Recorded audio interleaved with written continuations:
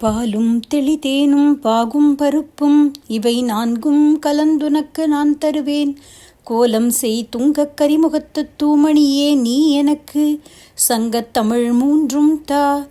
சதாசிவ சமாரம்பாம் சங்கராச்சாரிய மத்தியமாம் அஸ்மதாச்சாரிய பரியந்தாம் வந்தே குரு பரம்பராம். அபார கருணா சிந்தும் ஞானதம் சாந்தரூபிணம் ஸ்ரீ சந்திரசேகரகுரும் பிரணமாமி முதான்வகம். ஸ்ரீ குருப்யோ நமஹ. தோற்றமில் பரஞ்சோதி தன் வாய் திறந்து ஆற்ற அன்புடன் அம்மையே என்னும் ஓர் பேற்றை முன்பெற பேயுருவேதிய சாற்றரும் புகழ்த்தாயை வணங்குவாம். சிவாய நம. திருச்சிற்றம்பலம். ராம் ராம். இறைவனின் 7 வகை தாண்டவங்களை பற்றி முந்தைய பகுதிகளில் சிந்தித்தோம்.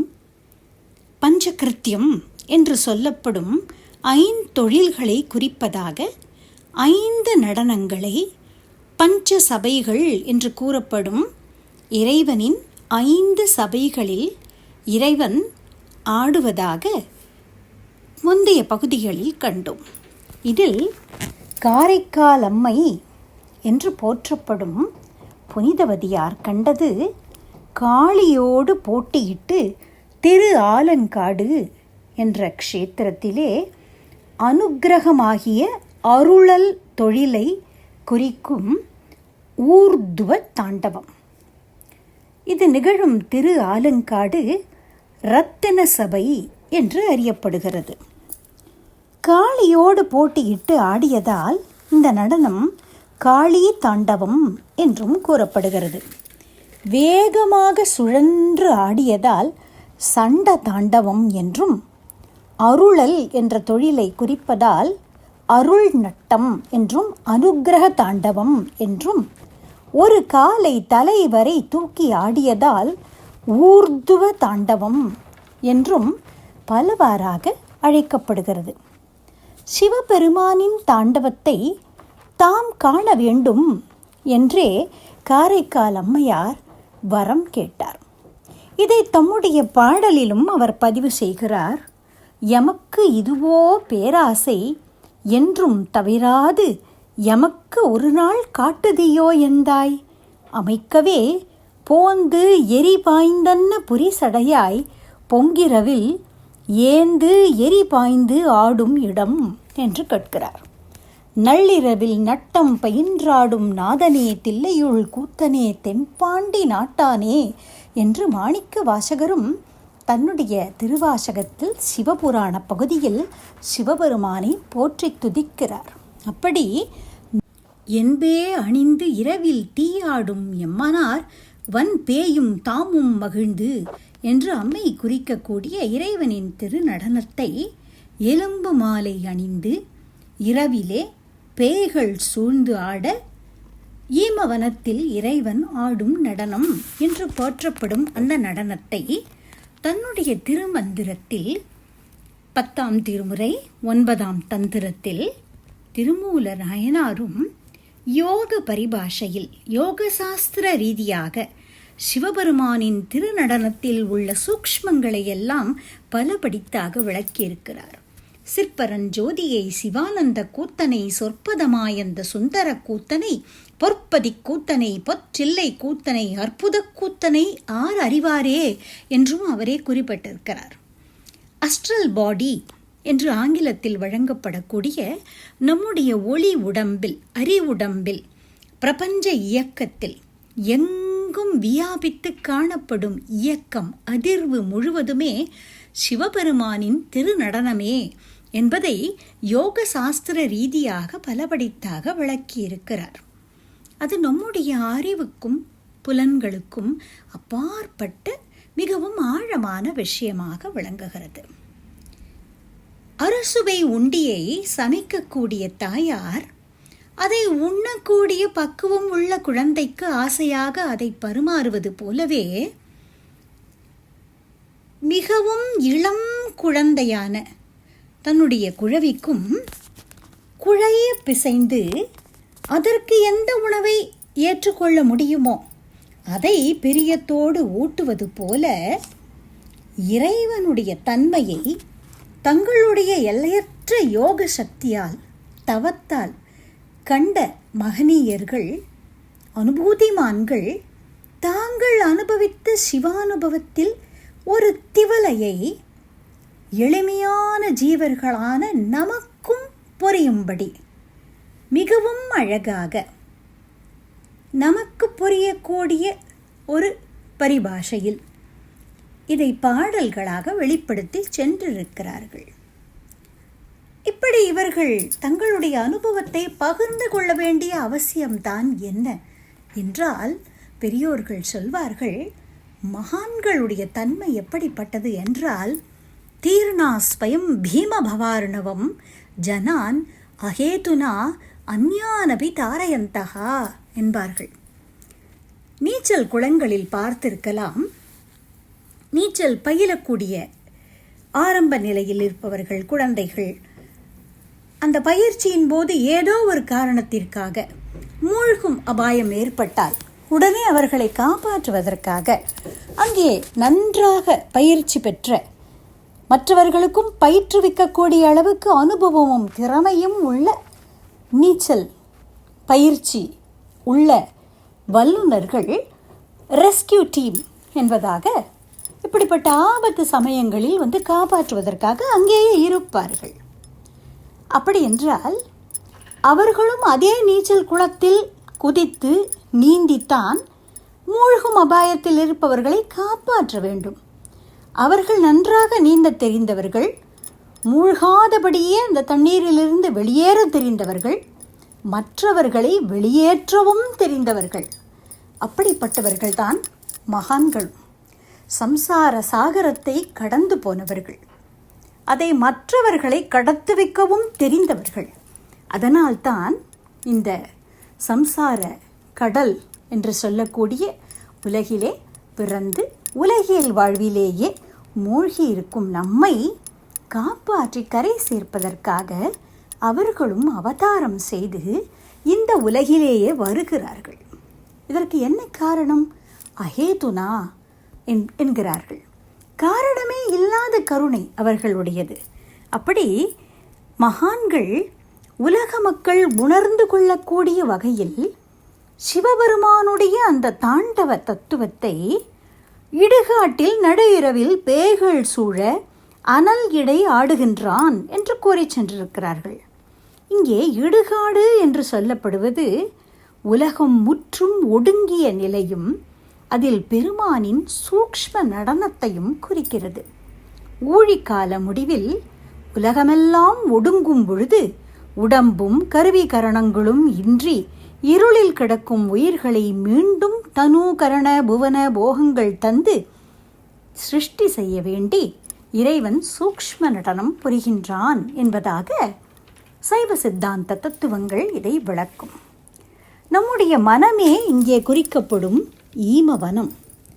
ஆணவமலம், கன்மமலம், மாயாமலம் என்று சொல்லக்கூடிய மலங்கள் பூரணமாக எரிந்து பஸ்மமான நிலையில் அங்கே இறைவனின் ஆனந்த நடனம் நிகழ்கிறது.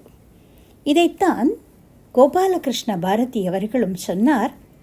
முப்பாழும் தாண்டி வந்து அப்பாலே நின்றவர்க்கு இப்பார்வை கிடையாது, அப்பால் திருநடனம் ஆடுவார் என்று. அப்படி இந்த முப்பாழ் என்று சொல்லக்கூடிய 3 நிலைகளையும் கடந்த மகான்கள் அவர்களுடைய ஹிருதயாகாசத்தில் சிவபெருமானுடைய ஆனந்த தாண்டவத்தை அனவரதமும் அனுபவித்துக் கொண்டே இருக்கிறார்கள். அப்படிப்பட்ட ஒரு உயர்ந்த பக்தர்தான் நம்முடைய காரைக்கால் அம்மை. இவருடைய காலம் கிபி 3 முதல் 5ஆம் நூற்றாண்டு காலம் என்று பல அறிஞர்களால் கருதப்படுகிறது. கிபி 2ஆம் நூற்றாண்டு காலகட்டத்தில் சைவத்திலேயே பல பிரிவுகள் இருப்பதில் லகுலேச பாசுபதம் என்று சொல்லக்கூடிய ஒரு சைவ சித்தாந்த பத்ததி தமிழ்நாட்டில் பரவி இருந்ததாக ஆராய்ச்சியாளர்கள் பதிவிடுகின்றார்கள். திருவொற்றியூர், நாகை, காரோணம் பகுதிகளில் இந்த பிரிவினர் அதிகம் வாழ்ந்ததாக வரலாற்று ஆராய்ச்சியாளர்கள் பதிவு செய்கிறார்கள். காரைக்கால் அம்மையின் கணவர் பரமதத்தன் நாகைப்பட்டினத்தை சேர்ந்தவர் என்று அவருடைய சரித்திரத்தை நாம் சுருக்கமாக கண்டபோது குறிப்பிட்டிருந்தோம். சிவபெருமானை பூத கணங்களோடும் பேய்களோடுமாக ஒரு காட்சியை உருவகப்படுத்தி வழிபடுவது இந்த லகுலேச சைவ பாசுபதத்தில் விளங்கக்கூடிய ஒரு மரபு. அவ்வண்ணமே காரைக்கால் அம்மையின் பாடல்களிலும் இப்படிப்பட்ட இறைவனின் நடனம் மிகவும் விரிவாக வர்ணிக்கப்படுகிறது. ஆனந்த கூத்தனான சிவபெருமான் உடல் என்ற ஒரு நிலை மறந்து தங்களை ஆன்மமயமாக உணர்ந்து கொண்ட யோகிகளே சூழ்ந்திருக்க, அத்தகைய ஒரு அவர்களுடைய அனுபூதி என்ற மண்டலத்தில் ஆனந்த நடனம் ஆடுகின்றான். இதைத்தான் பேய்கள் சூழ இறைவன் ஆடுகின்றான் என்று அம்மை தன் பாடல்களில் விளக்கியிருக்கிறார். சங்க காலத்தில் பலவிதமான கூத்துகள் புழக்கத்தில் இருந்ததாக பல ஆராய்ச்சி கட்டுரைகளிலிருந்து நமக்கு தெரிய கிடைக்கிறது. அகக்கூத்து, புறக்கூத்து என்று இந்த கூத்து வகைகளை வகைப்படுத்தி இருந்தார்கள். புறம் சார்ந்தவை என்பவை பொது இடங்களில் ஆடப்படக்கூடிய கூத்துக்கள்.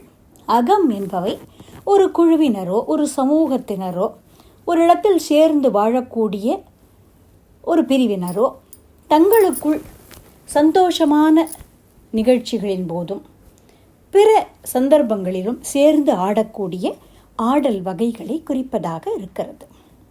இந்த அகக்கூத்து சாந்தி, வினோதம் என்று 2 வகைப்படுகிறது. அதிலே சாந்தி என்பது சொக்கம், மெய், அபிநயம், நாடகம் என்று பல வகைப்படுகிறது. இப்படிப்பட்ட இந்த சாந்தி கூத்தைத்தான் இறைவன் அந்த ஈமவனத்தில் ஆடியதாக காரைக்கால் அம்மை தன்னுடைய பாடல்களில் பதிவு செய்திருக்கிறார்.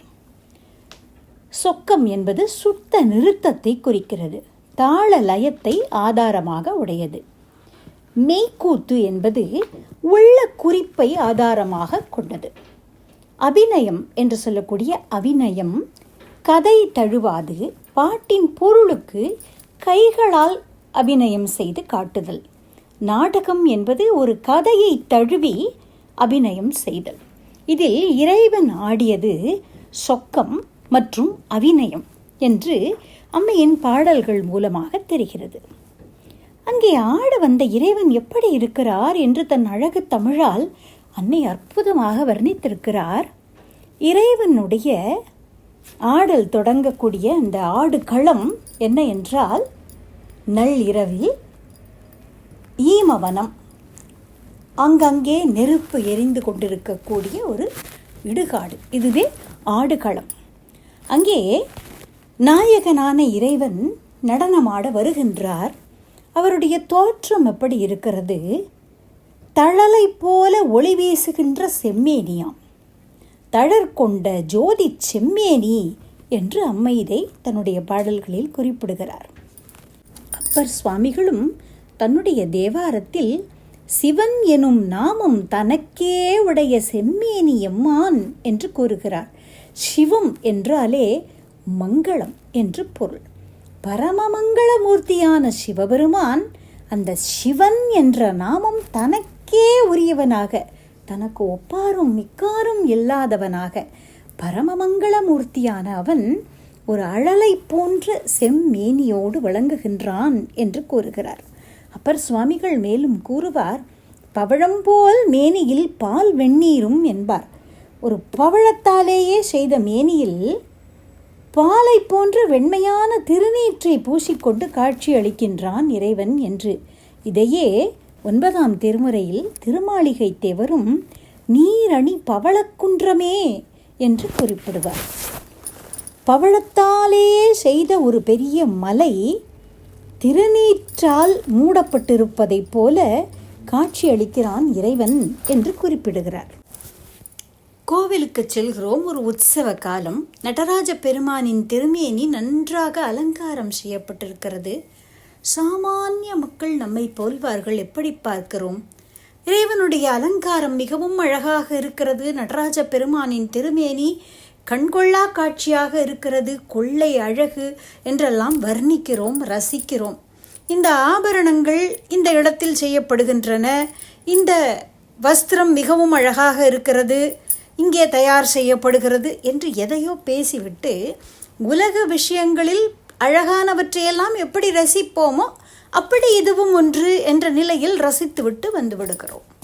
பக்திமான்கள் அந்த இறைவனின் திருமேனியையே உள்வாங்கிக் கொண்டு பிற விஷயங்கள் எதையுமே கவனிக்காமல் இறைவனுக்கும் தனக்குமான பந்தத்தை மட்டுமே நினைத்து கொண்டு கண்ணீர் விட்டபடி இறைவனின் திருக்காட்சியை ரசிக்கிறார்கள்.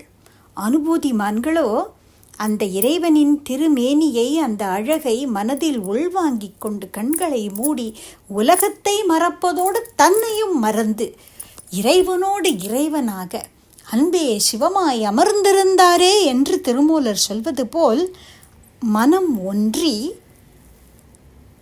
அப்படியே அந்த சிவானந்தத்தில் திளைத்து அந்த இறைவனின் ஸ்வரூபத்தை, ரூபத்தை உள்வாங்கிக் கொள்கிறார்கள். அப்படிப்பட்டவர்களின் திருவாக்கால் தான் இப்போது நாம் இறைவனின் தோற்றத்தையும் திருநடனத்தையும் ரசிக்கப் போகிறோம். அந்த பாவத்தோடு நாம் இதை உள்வாங்கிக் கொள்ள வேண்டும். காரைக்கால் அம்மை சொல்கிறார், சிவபெருமானுடைய இந்த சிவந்த திருமேனியை பார்த்து, ஐயனே, உன்னுடைய அழகான தாமரை போன்ற திருக்கரத்தில் நீ அக்னியை தாங்கிக் கொண்டு நடனம் ஆடுகின்றாய்.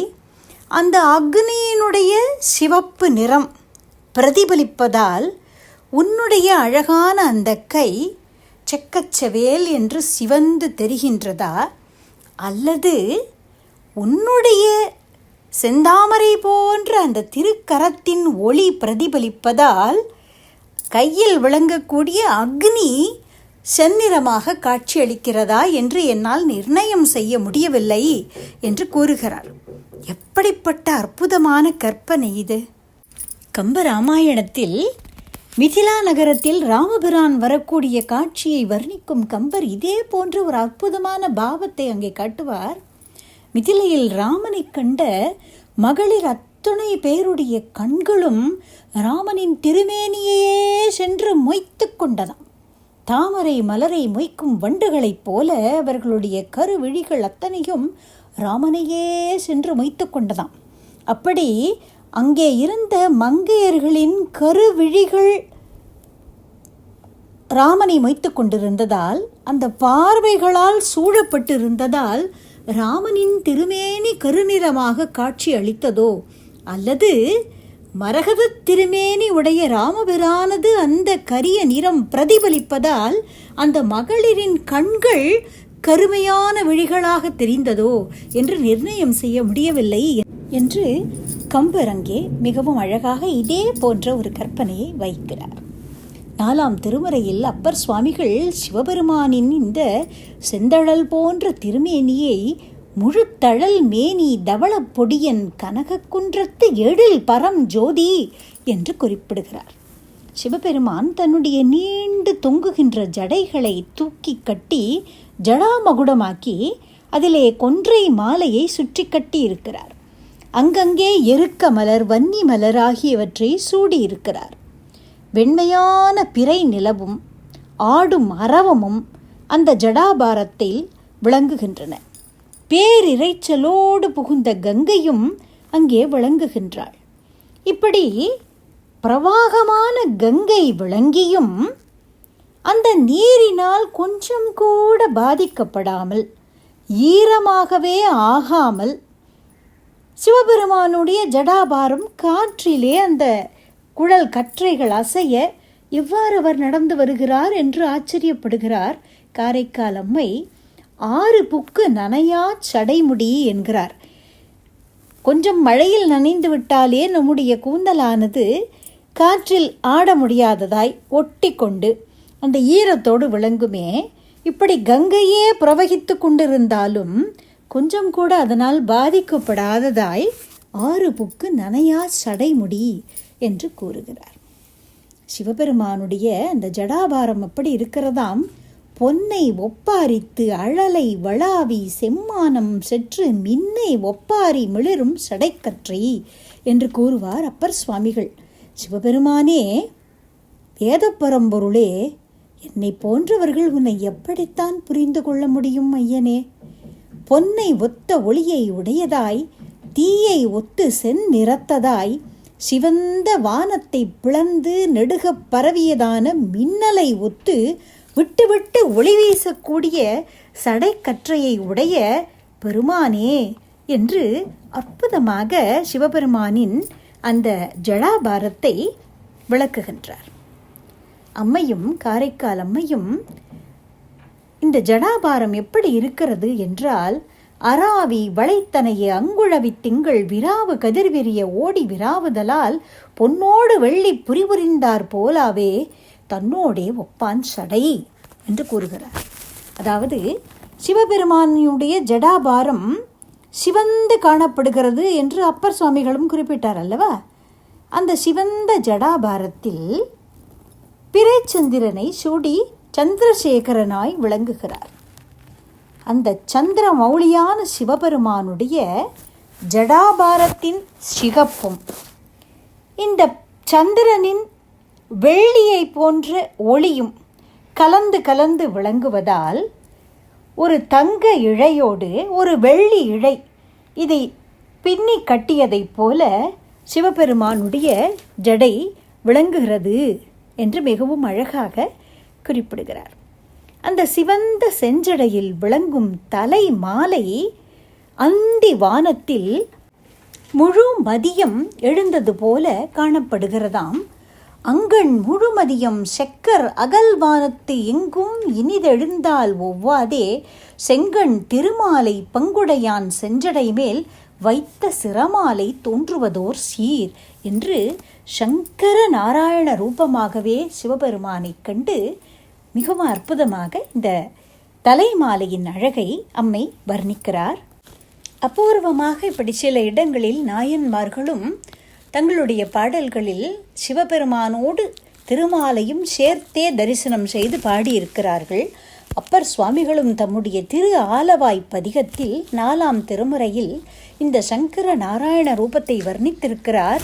நறுமலர் நீரும் கொண்டு நாள்தொறும் ஏத்தி வாழ்த்தி செறிவன சித்தம் வைத்து திருவடி சேரும் வண்ணம் மறிகடல் வண்ணன் பாகா என்று மறிகடல் வண்ணனான திருமாலை வாமபாகத்திலே கொண்டவனான சங்கர நாராயண ரூபம் கொண்ட சிவபெருமானே என்று வாழ்த்தி பாடியிருக்கிறார். அன்னை இந்த ரூபத்தை மேலும் வர்ணிக்கிறார். வலதுபுறம் சிவபெருமானின் தோற்றம், இடது பாகத்திலோ நாராயண ஸ்வரூபம். இந்த ஒன்று சேர்ந்த திருக்கோலம் எப்படி இருக்கிறதாம்? பல மலைத்தொடர்கள் இருக்கும்போது ஒரு மலை சிகரம் பொன்மயமானதாய் இருக்க, அதை ஒட்டினார் போலவே இருக்கக்கூடிய அடுத்த மலை சிகரம் இந்திரநீலமணியால் செய்யப்பட்டதை போல இருந்தால் அந்த காட்சி எப்படி இருக்குமோ அப்படி இருக்கிறதாம்.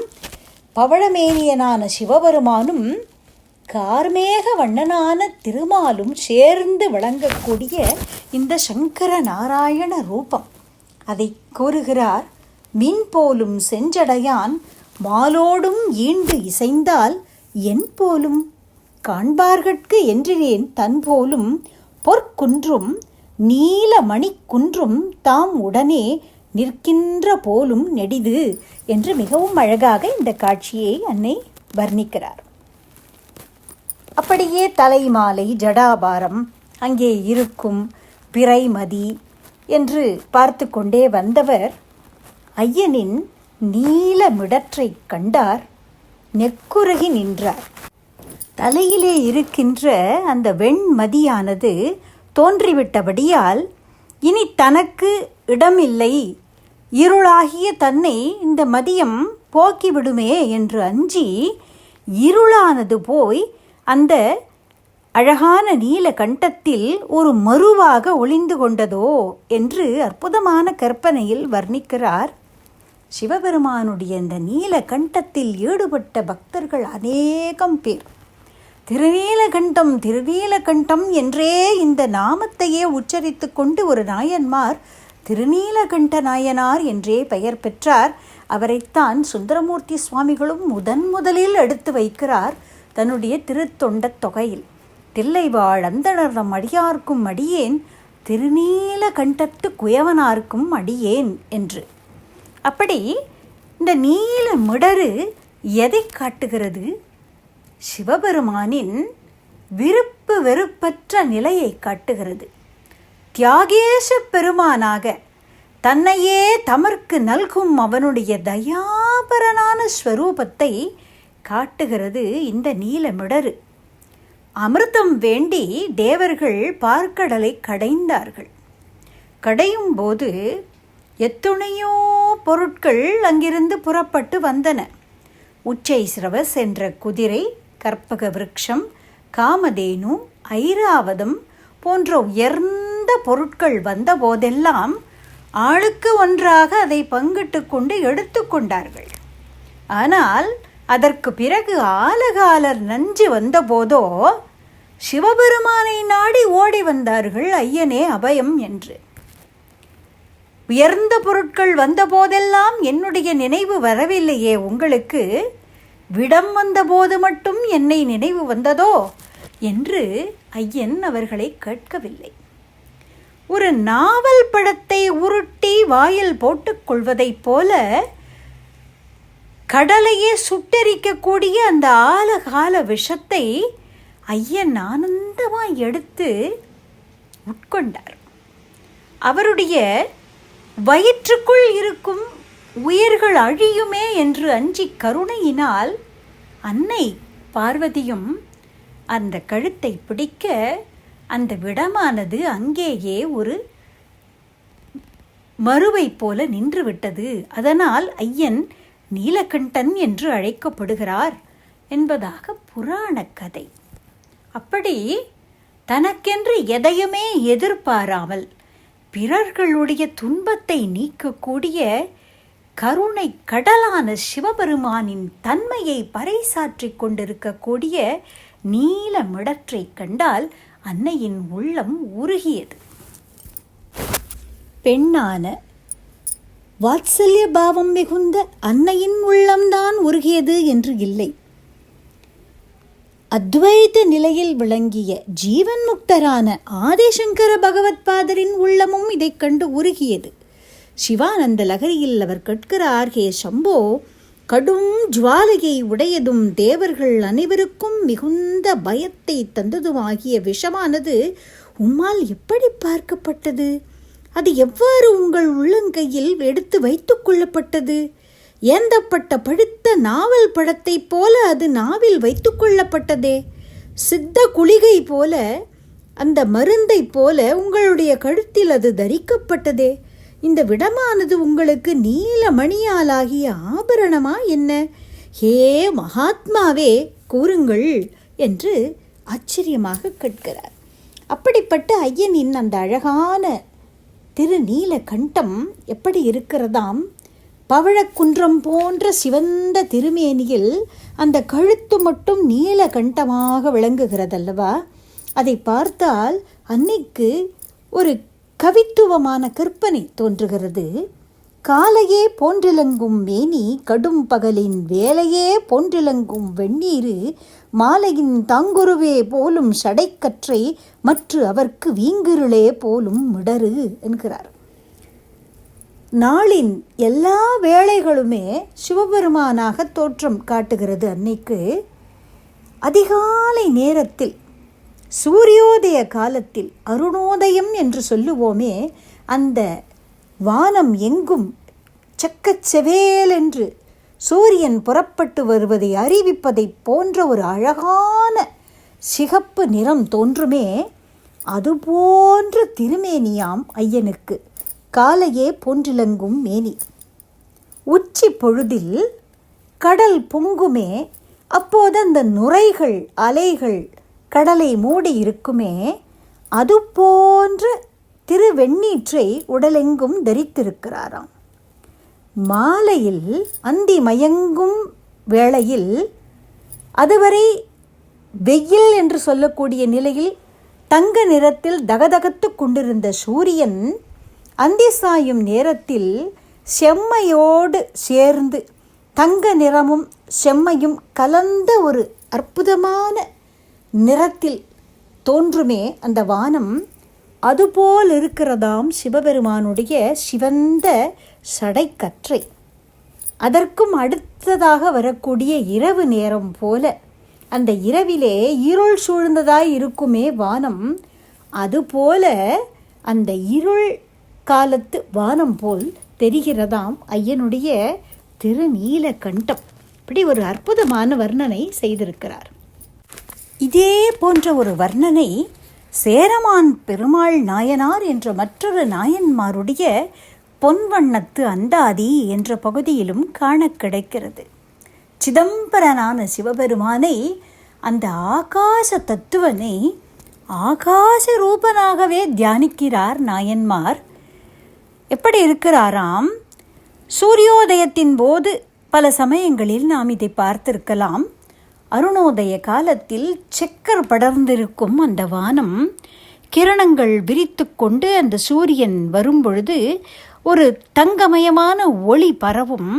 அதன் கீழ் இன்னும் இருளும் மிச்சம் இருக்கும், கொஞ்சம் மேகங்களும் படர்ந்திருக்கும். இப்படிப்பட்ட அந்த வானமாக சுவாமியின் ரூபத்தை பார்க்கிறார். விரிகின்ற ஞாயிறு போன்றது மேனி, அஞ்ஞாயிறு சூழ்ந்து எரிகின்ற வெங்கதிர் ஒத்தது செஞ்சடை, அச்சடை கீழ் சரிகின்ற காரிருள் போன்றது கண்டம், அக்காரிருட்கீழ் புரிகின்ற வெண்முகில் போன்று உளதால் எந்தை பொன்பொடியே என்கிறார். எங்கள் சுவாமியினுடைய திருமேனியானது கிரணங்களை விரித்து கொண்டு ஒளிர்ந்து கொண்டு வருகின்ற சூரியனை போன்றது. செம்மையாகிய ஜடாபாரமானது அந்த சூரியனை சூழ்ந்து பிரகாசிக்கின்ற வெப்பமாகிய கிரணங்களை போன்றது. அந்த ஜடாபாரத்திற்கும் கீழே விளங்கும் ஐயனுடைய ஸ்ரீகண்டம் கரிய இருள் போன்றது. அழகிய திருநீற்று பூச்சோ அந்த கரிய இருளின் கீழே அமைந்திருக்கின்ற வெண்முகில் போன்று உள்ளது என்று சேரமான் பெருமாள் நாயனார் மிகவும் அழகாக தியானம் செய்து காட்டுகிறார். அந்த ஸ்ரீகண்டத்திற்கும் கீழே ஐயனுடைய பரந்து விரிந்த விசாலமான திருமார்பு துலங்குகிறது. அங்கே ருத்ராட்ச மாலைகள் நாகாபரணங்கள் புரண்டு கொண்டிருக்கின்றன. அழகான வெண்மையான முப்புரி நூல் அந்த மார்பிலே ஒளி வீசுகின்றது. அது எப்படி இருக்கிறதாம்? சந்திரசேகரனான சிவபெருமான் தலையிலே சோடி இருக்கக்கூடிய அந்த பிறை நிலவின் ஒளி கிரணங்களில் ஒரு கிரணம் ஒழுகி தோள் வழியாக வழிந்து மார்பின் குறுக்காக அந்த கிரணம் பாய்வதைப் போல அந்த முப்பொறி நூல் ஒளி வீசுகின்றதாம். பெருகொழிய செஞ்சடை மேல் பிள்ளை பிறையின் ஒரு கதிரே போந்து ஒழுகிற்று ஒக்கும் தெரியின் முதற்கண்ணான் முப்புறங்கள் அன்றறித்தான் மூவான் முதற்கண்ணான் தன் மார்பின் நூல் என்று அத்யுதமான ஒரு கற்பனை செய்து வர்ணிக்கிறார் அம்மை. அந்த திருமார்பில் ஒரு பகுதி ஐயனுடையது, மற்றொரு பகுதி அன்னையினுடையது அல்லவா? அம்மையப்பனாகத்தானே ஐயனை எல்லோரும் கண்டார்கள். திருஞான சம்பந்த பெருமானும் முதலில் 3 வயதில் பாடத் துவங்கும் பொழுதே தோடுடைய செவியன் என்று ஆரம்பித்தார். தோடு என்பது பெண்கள் அணியக்கூடிய ஆபரணம். சிவபெருமானுடைய இடது புறத்திலே விளங்கும் அம்மை தோடு அணிந்திருப்பார், வலது புறத்திலே ஐயன் மகர குண்டலம் அணிந்திருப்பார். தோடுடைய செவியன் என்று அம்மையப்பனாகவே சிவபெருமானை கண்டு பாடினார் ஞான குழந்தையான திருஞான சம்பந்த பெருமான். அப்படி அன்னைக்கும் அம்மையப்பனாகவே காட்சி கொடுக்கிறார் சிவபெருமான். எப்படி இருக்கிறதாம்? ஒரே நேரத்தில் சூரியனும் இரவும் காட்சி கொடுக்கவே முடியாதல்லவா? சூரியோதயமாகிவிட்டது என்றாலே இருள் விடை கொண்டு போய்விடும். இருள் கவிந்து விட்டது என்றால் அன்றைய தினம் சூரிய அஸ்தமனம் ஆகிவிட்டது என்றுதான் பொருள்.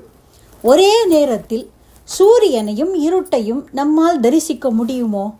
ஆனால் இப்போது நான் அப்படி ஒரு காட்சியை தரிசிக்கின்றேனே என்று கூறுகிறார் அன்னை. ஒருபுறம் தங்க நிறத்தில் ஜுவலிக்கக்கூடிய சிவபெருமானின் திருமேனி, மறுபுறமோ மேகஷியாமள விக்கிரகமாய், ஷியாமளா என்றே வர்ணிக்கப்படுபவளாய் மரகத திருமேனியை உடையவளான அம்பிகை.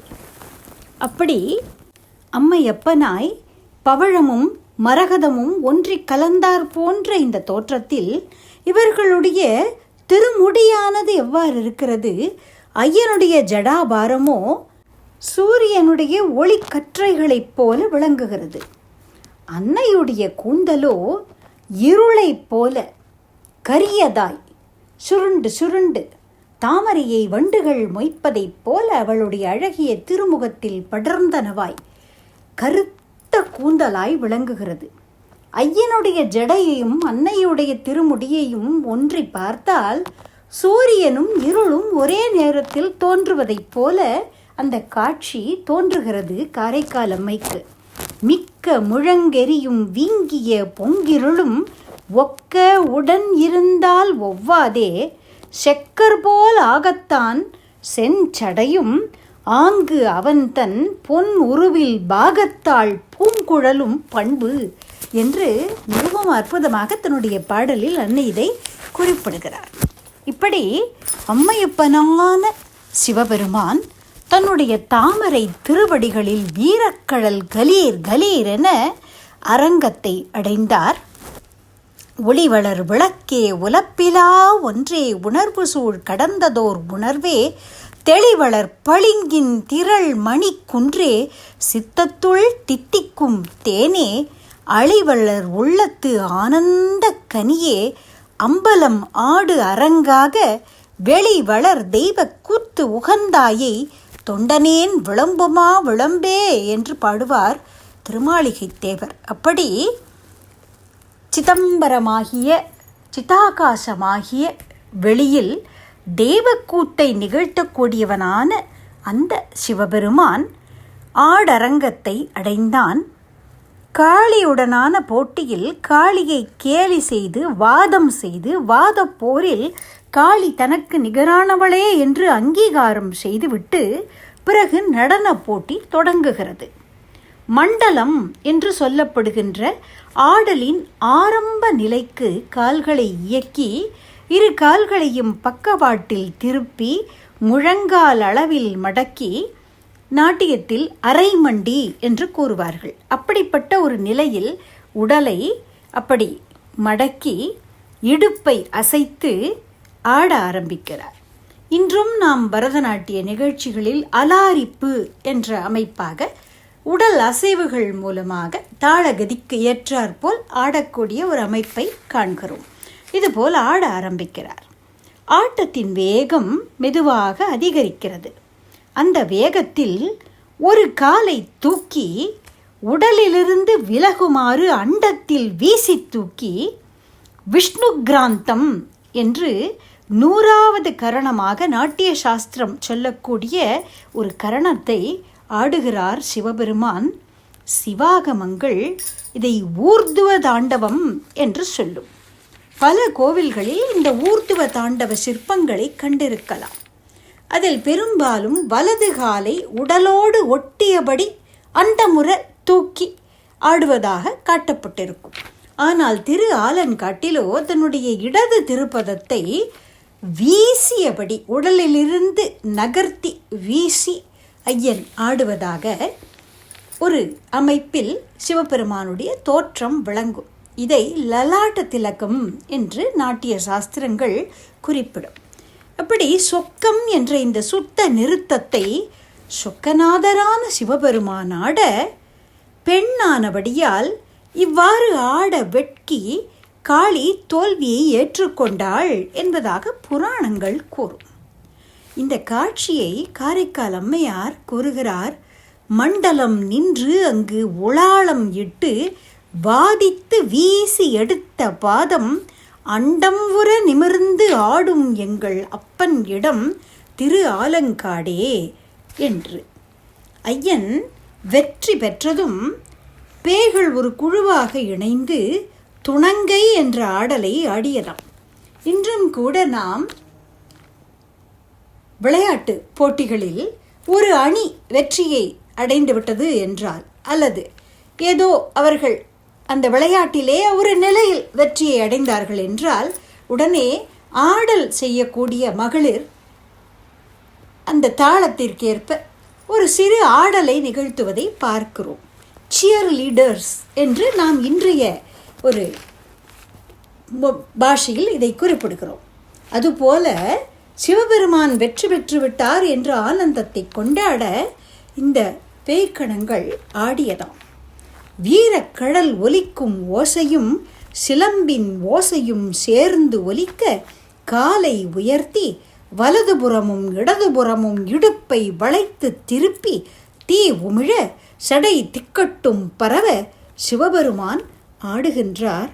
கடல் ஒலி ஓசை சிலம்பொலி ஒலிப்ப கால் உயர் வட்டனை இட்டு நட்டம் அழல் உமிழ்ந்து ஓரிகதிக்க ஆடும் அப்பன் இடம் திரு ஆலங்காடே என்றெல்லாம் தன்னுடைய திரு ஆலங்காட்டு மூத்த திருப்பதிகத்தில் சிவபெருமானுடைய இந்த திரு நடன காட்சியை அன்னி வர்ணிக்கிறார். இந்த வட்டனை என்ற ஒரு நடையில் இறைவன் நடந்த அந்த அழகு காட்சியை அப்பர் சுவாமிகளும் தன்னுடைய தேவாரத்தில் 6ஆம் திருமுறையில் வலம்புறம் என்று அழைக்கப்படும் மேலப்பெரும் பள்ளம் என்ற திருத்தலத்தில் பாடிய பாடலில் நாயிகா பாவத்தில் அத்தியுதமாய் உருகி உருகி வர்ணித்திருக்கிறார். சிவபெருமான் முனிவர்கள் புடை சூழ ஒரு வீணையை மீட்டிக்கொண்டே பல சோழர் காலத்து கற்கோவில்களில் வீணாதர தட்சிணாமூர்த்தி என்ற இந்த கோலத்தை நாம் கண்டு தரிசித்திருக்கலாம். அப்படிப்பட்டவராய் வீணையை மீட்டிக்கொண்டு நடந்து செல்கிறார்.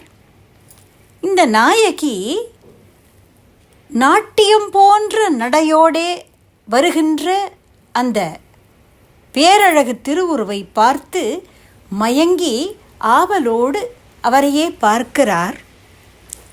சென்று கொண்டிருந்த சிவபெருமான் சற்றே திரும்பி கொவ்வை செவ்வாயில் குமிழ் சிரிப்பும் என்று வேறொரு பாடலில் அப்பர் சுவாமிகள் குறிப்பிட்டார் அல்லவா? அதுபோல தன்னுடைய பவழம் போன்ற அந்த திரு அதரத்தில் ஒரு சிறு முறுவலை படரவிட்டு இந்த நாயகியை பார்த்து ஒரு புன்முறுவல் செய்துவிட்டு திரும்பியே பார்க்காமல் இந்த நாயகியை ஏங்கச் செய்து நடந்து போகிறாராம்.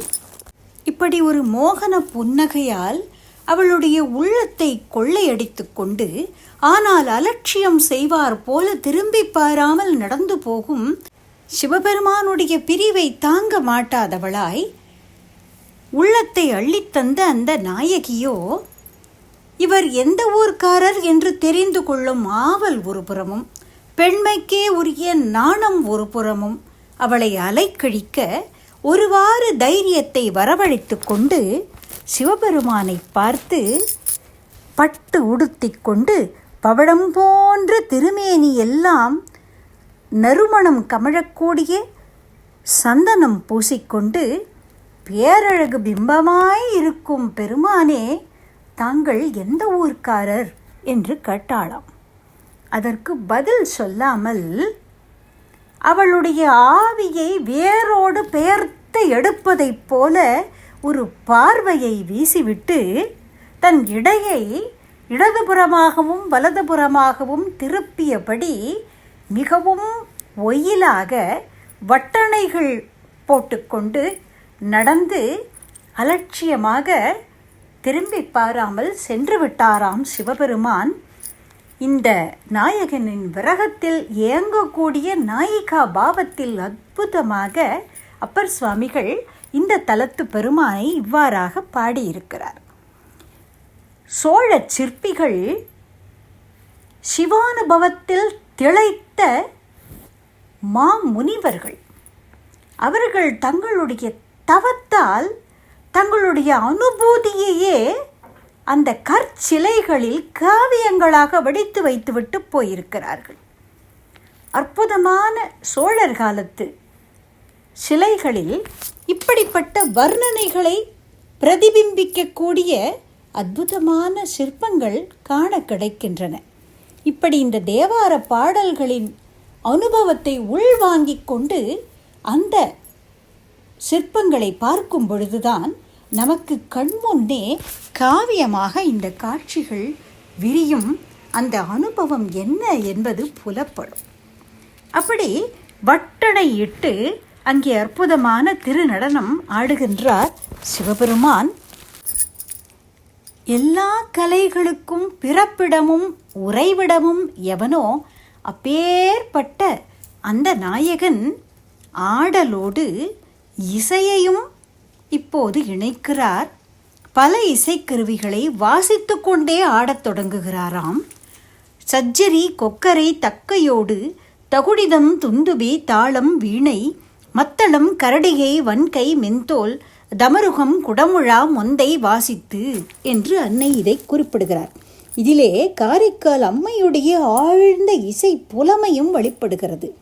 கொக்கரை என்று கூறப்படும் காற்று கருவியும், தகுனி, துந்துபி, மத்தளம், கரடிகை, தமருகம், குடமுழா, மொந்தை ஆகிய தோல் கருவிகளும், தாளம் என்ற கஞ்ச கருவியும் அம்மையே ஆன்மீக இலக்கியத்தில் முதலில் அறிமுகப்படுத்துகிறார்.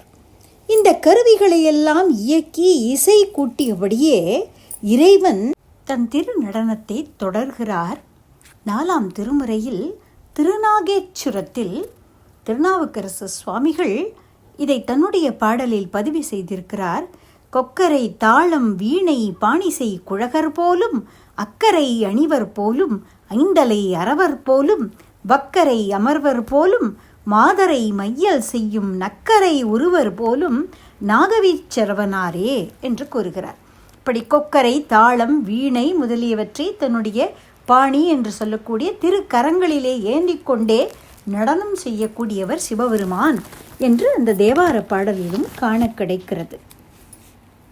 இப்படி நடனமாடிக்கொண்டே இசை கூட்டிய இறைவன் இப்போது பாடவும் தொடங்குகிறார்.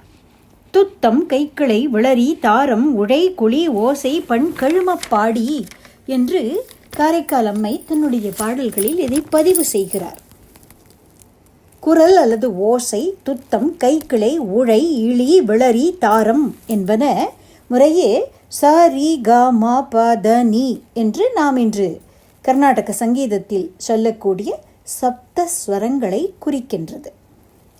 ஆடலும் இசையும் பாடலும் சேர்ந்து விடவே இந்த திரிவேணி சங்கமத்தில் ஆனந்த பிரவாகம் வெள்ளமாய் பாய்ந்தோடுகிறது. இப்போது ஐயனின் திருநடனம் ஆனந்த தாண்டவமாய் மலர்கிறது.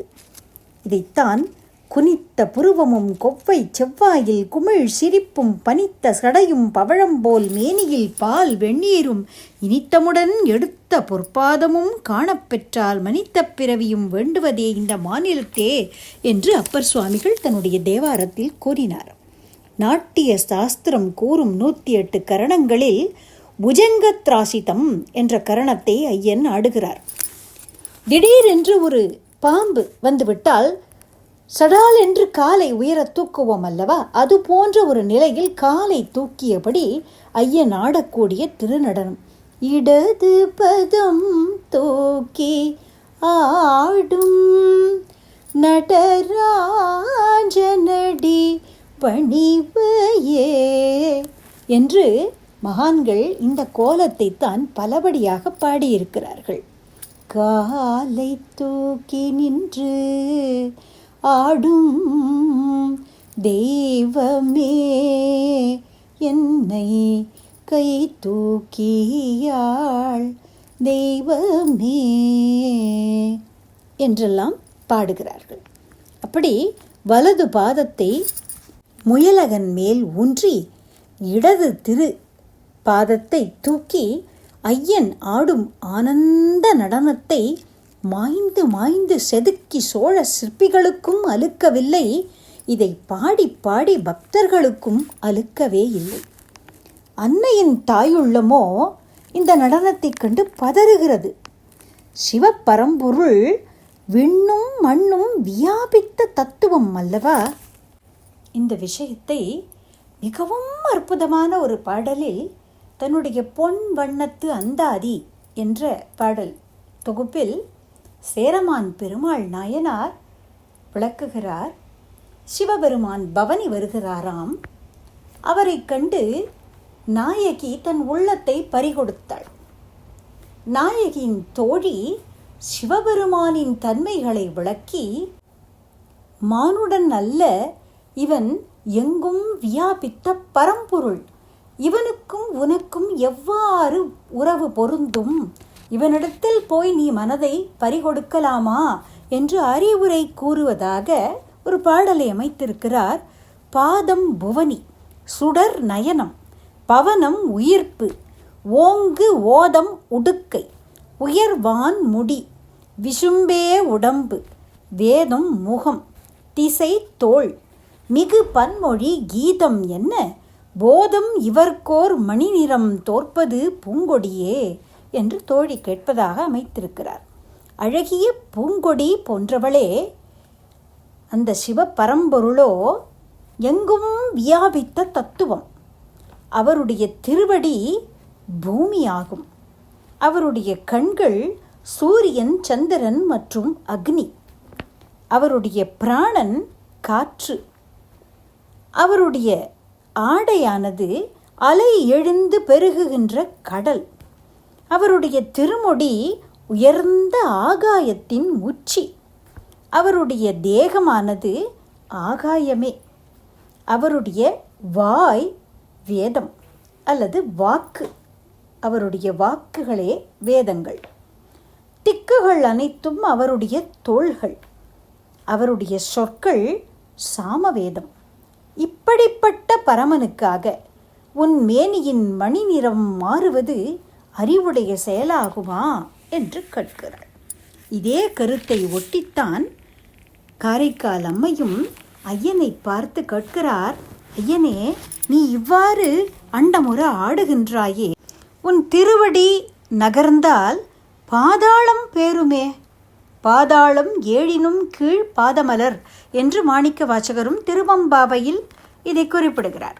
அப்படி அடிமுடி காணாத ஆதி பரம்பொருள் அல்லவா சிவபெருமான். ஆதியும் அந்தமும் இல்லா அரும் பெரும் ஜோதி சுரூபனாயிற்றே. அவருடைய திருவடி பெயர்ந்தால் பாதாளமே ஆட்டம் காணுமே. அவருடைய திருமுடி அசைந்தால் ஆகாயத்தின் முகடு அது நகருமே. கடகங்களை அணிந்த அந்த கைகள் அசைந்தால் திக்குகளே அசைந்து விடுமே. அதனால் ஐயனே, பார்த்து நிதானமாக இயற்கை பிரபஞ்சம் அதனதன் இடம் மாறி விடாமல் அமைதியாக ஆடுவீராக என்று கூறுகிறார். அடிபேரின் பாதாளம் பேரும், அடிகள் முடிபேரின் மா முகடு பேரும், கடகம் மறிந்தாடு கை பேரில் வான் திசைகள் பேரும், அறிந்து ஆடும் ஆற்றாது அரங்கு என்று தாயுள்ளத்தோடு சிவபெருமானை பார்த்து கேட்கிறார். அசித கிரி சமம் சாத் கஜ்ஜலம் சிந்து பாத்திரம் சுரவருதா ஷாக்கா லேகனி பத்திரம் உர்வி லிகதி யதி கிரகீத்வா சாரதா சர்வகாலம் ததபி தவ குணானாம் ஈஷ பாரம் நயாதி என்று புஷ்பதந்தன் சிவமகின்ன ஸ்தோத்திரத்தில் கூறுகிறார். அப்படி மலைகளையெல்லாம் பொடித்து கடலை கலந்து மையாக்கி இந்த பரந்த பூமண்டலத்தையே எழுதக்கூடிய ஓலையாக்கி, தேவதாரு விருட்சங்களையே எழுதுகோலாக்கி, சாக்ஷாத் கலைமகளாகிய சாரதா தேவியே சர்வ காலத்திலும் உட்கார்ந்து எழுதினாலும் உன் மகிமையின் எல்லையை கூட தொட்டுவிட முடியாதே என்று சிவபெருமானை பார்த்து சொல்கிறார்.